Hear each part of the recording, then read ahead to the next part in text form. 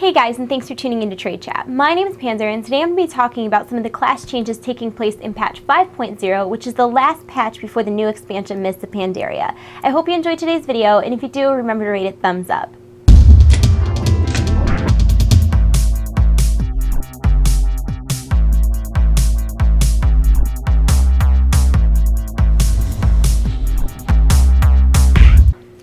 Probably one of the biggest changes taking place in Mists of Pandaria is that intellect will no longer directly increase a player's mana pool size. Dev said that it was really difficult to keep intellect balanced with the other stats, considering that intellect both increased the mana pool and increased the size of the heals, so intellect was a much more attractive stat to choose over spirit. So in Mists of Pandaria, it will be a lot more important for healers to stack spirit for mana regeneration, considering intellect will no longer affect their mana pool. I am interested to see how this works when it's implemented, because they didn't actually talk about what that's going to do for mana using DPS. They also didn't, they said that intellect would no longer directly increase a player's mana pool. So does that mean that it indirectly increases the player's mana pool? And it seems really unfair that you wouldn't have a way to increase your mana pool, because in my opinion, mana is for healers as HP is for tanks. Like it's necessary, and one of the bigger complaints this expansion was that healing was really difficult. So it surprises me a lot that they're going the route of decreasing your mana pool size, I guess. I don't know. It just, and it's like, if they're going to take intellect, the original intellect, out of the game, which intellect has always given you 10 mana, if they're going to take that out of the game, what was the point of combining spell power and intellect into some super stat if all they're going to do is one expansion away turn intellect into spell power and get rid of traditional intellect? I'm not sure how I feel about this change. It just seems really weird to me. I understand what they're saying about balancing, but I would have thought that it would be more important for a healer to have mana and conserve their mana than to have larger heals. So I'm really interested to see how this is going to be implemented, because from my point of view, I'm just not sure how that's going to work. There's also going to be some changes in patch 5.0 that affect all classes in general, not just one individual class. For example, prime glyphs may be removed from the game. Because they will be adding monks, which start at level 1, Dev said that it was really important that they pay attention to balancing low-level combat. In patch 5.0, dispels will be much more tactical, and they'll act a lot more like counterspell in that they'll be buffs and debuffs. I'm sure you guys already know that in Mists of Pandaria they will be replacing the current talent tree model with a new, more customizable talent tree. The new talent tree is intended to be much less cookie cutter and mainstream than the current talent system. The new talents are based more on movement, utility, and playstyle, and less on direct healing, damage, and threat output. The new talent system is meant to be customizable based on the situation that you're in, and the talent points can be moved around easily in between encounters. In Mists of Pandaria, the value of primary stats will be brought closer to the value of secondary stats, so that when gear drops, it'll be really evident if it's a healing piece or a DPS piece or a tank piece or what may have you. In patch 5.0, melee spell effects will most likely get a visual rehaul, since many of the ranged casted spells are much more flashy than the melee abilities. In Mists of Pandaria, it is possible that an active mitigation tanking style will be implemented for all tanks.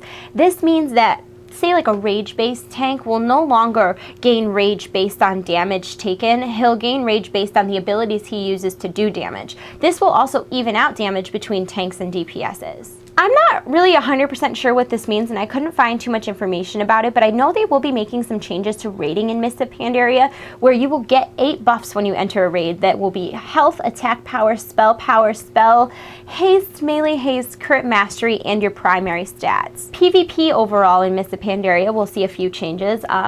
Biggest one, in my opinion, is that resilience will now be a base stat, and you will get it as you level up. Also, they'll be changing the way that interrupts work, so that healers will not be able to be just like stunned, interrupt, dead. They want you to kill healers because you've made them run out of mana, not because you interrupted them and killed them in like 10 seconds. Also in Mists of Pandaria, we'll see some really basic changes to the user interface that could change a lot. For example, they're looking at ways so that you can have more characters per server, and being that they're adding a new class and a new race, I think this is really important. For players that have been playing for a few years, most people have the max amount of characters on their main server. Not to mention, if they're going to have 11 classes, you should at least be able to have one of every class on the server. So I'm really hoping for maybe like 5 more slots. That would make me so happy. Please, Blizzard, give me 5 slots. thoughts. Also, they will be changing talents and glyphs so that you can change your talents and glyphs wherever you are using like a Dust of Disappearance type reagent. You can still also go to trainers to do this as well. Now I'm going to talk about some of the individual changes happening for each class in World of Warcraft. The first class I'm going to talk about is the Monk.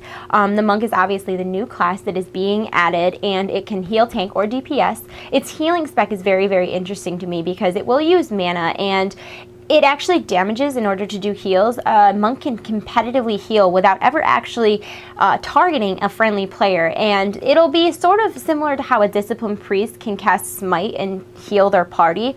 Also, when you're a healing monk, it will change the way that roll works for you. Rather than using chi, it'll use mana, and there's a talent that allows you to target an enemy player. You'll roll towards them, do damage to the target, and heal your party simultaneously. All monks will use a dual combo point resource known as Force, and you can use dark or light forces to activate different class abilities. The Brewmaster, which is the tank spec of the monk, will actually have little buffs that he can drink that will increase his chi or his dark and light forces. In Mists of Pandaria, you'll see that Death Knights will have more defined Unholy and Frost presences as to when they should be used. At level 90, Death Knights will receive a new ability called Gore Fiend's Grasp, and it's really interesting because what you do is you can target it on yourself, an enemy, or a friendly target, and any enemies within 20 yards of the target that you cast Gore Fiend's Grasp on will be pulled towards that target and be dotted with shadow damage. It's very similar to a Priest's Mind Seer. Druids will be changed a lot in patch 5.0 in that devs really want druids to be a true hybrid class, not just a class that can change forms. Resto druids will get a baseline replacement for Barkskin that will be castable on other players. The Nurturing Intellect talent will be a baseline ability given to Feral and Guardian druids, and what this will do is increase their heals based on the amount of agility they have. Likewise, Balance and Resto druids will be given an ability that will give them attack power based on the amount of intellect they have. Incarnation will be added for Balance druids, and this will transform them into the Chosen of Elune. When they're in this form, it'll increase their spell power as well as their solar and lunar power regeneration.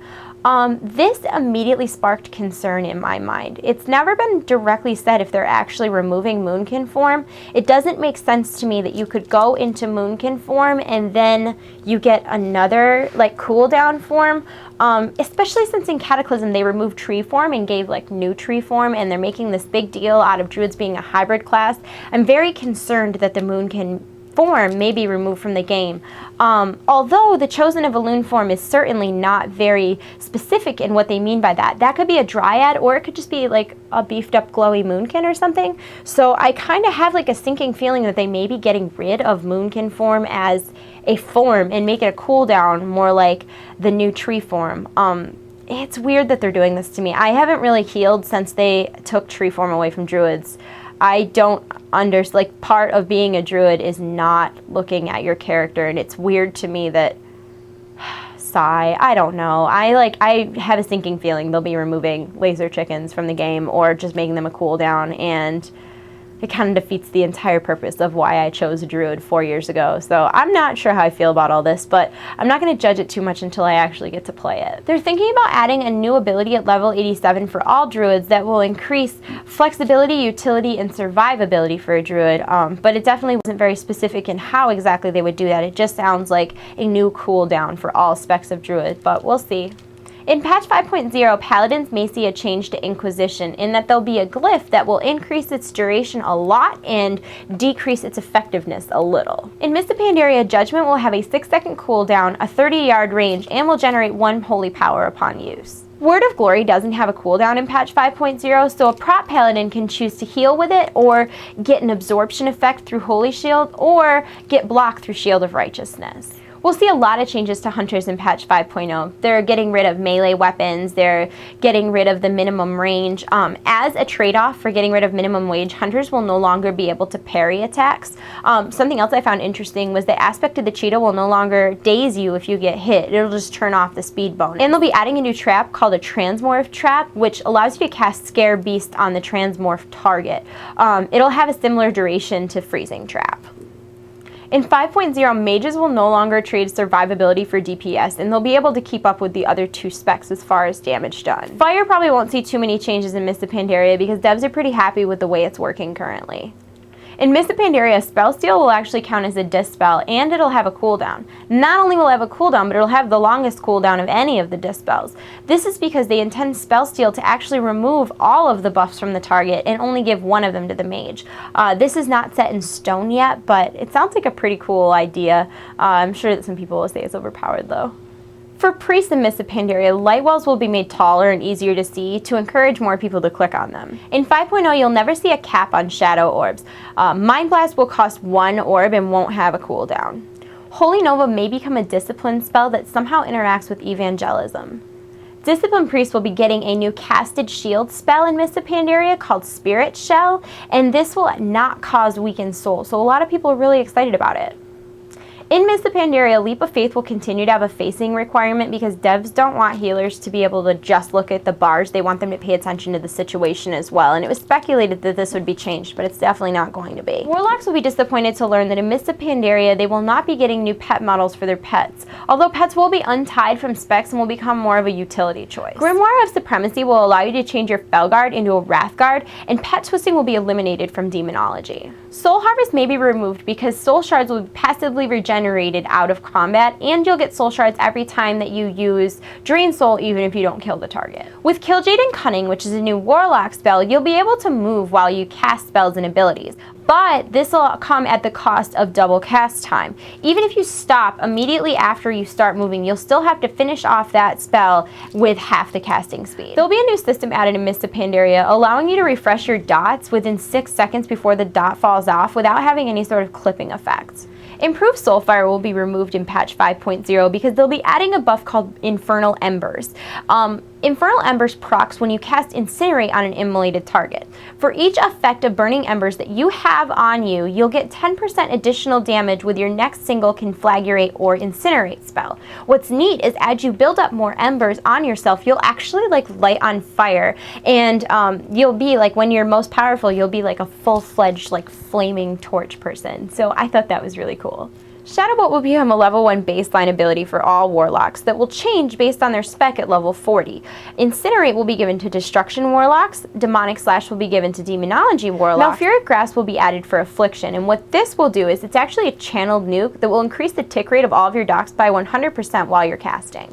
Soulburn will have a 15-second cooldown in Mists of Pandaria, but you'll only be able to use each Soulburn effect once per minute. They'll also be adding some new Soulburn effects, such as Soulburn Curse. What Soulburn Curse does is it affects all targets within a certain range of your original target with all the curses on your original target. Shamans will be getting some changes as well in Mists of Pandaria, the biggest being that they'll no longer have buff totems, just utility totems.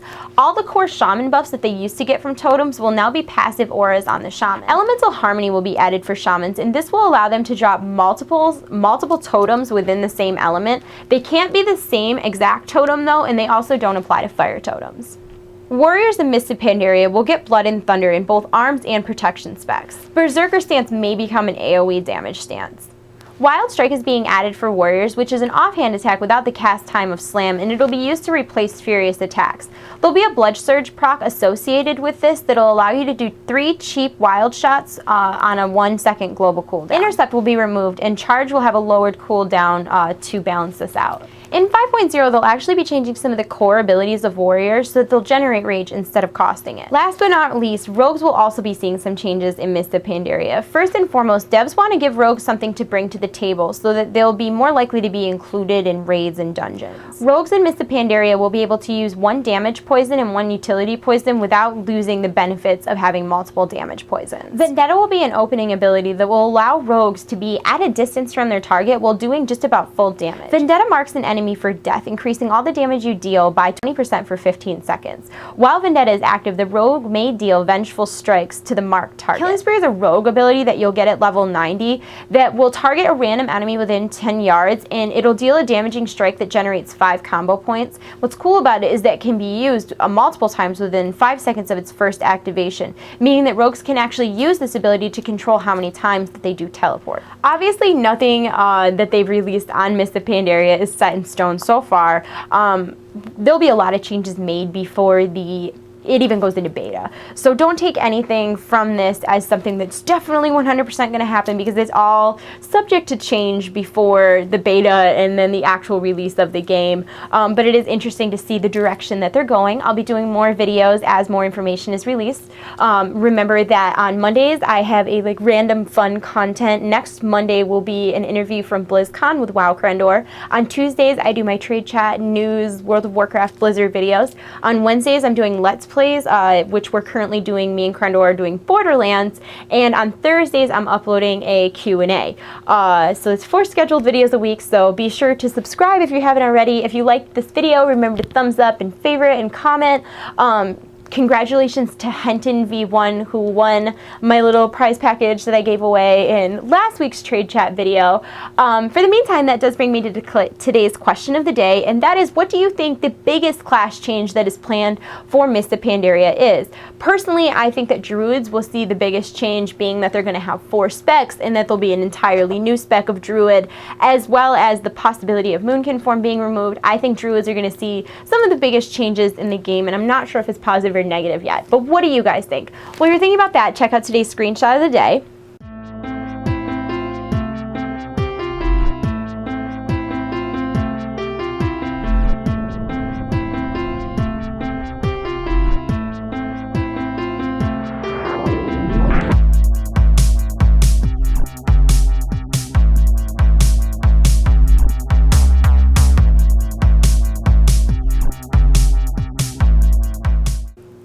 And it looks like that's my cue, guys. Thanks for tuning in. Remember to comment, thumbs up, and subscribe, and I'll see you soon.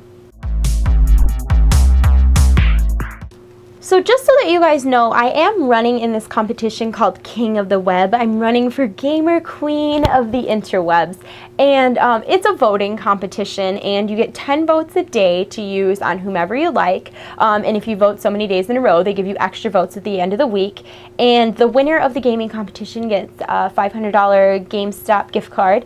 And you also, there's the gaming section, and then there's an overall section. The overall winner of King of the Web actually wins $7,500 cash, which if I were to win, which is so far-fetched, I do not think I would win. It would be awesome if I did, but I'm not even close to thinking that at all. But if I did win, I would use that money for my convention fund to go to like BlizzCon, E3, VidCon, Comic-Con, because one of the best experiences of my life was this year meeting all the fans at BlizzCon, and the more conventions like that I go to, the more information I get from my videos, and I get to interact with the people who watch them, and that would defer a lot of the cost for me to go to those 4 conventions. And it's free for you guys to vote, and it would really mean a lot to me. So if you want to check out the link in the description, if you're watching this before the 16th, the voting doesn't start until November 16th.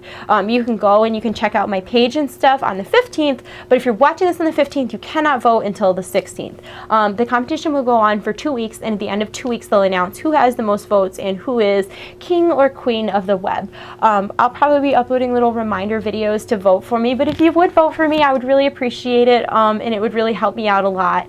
So link in the sub bar below, and I hope you guys all had a great day. I love you all. You're my hearts. I'll see you soon. Bye!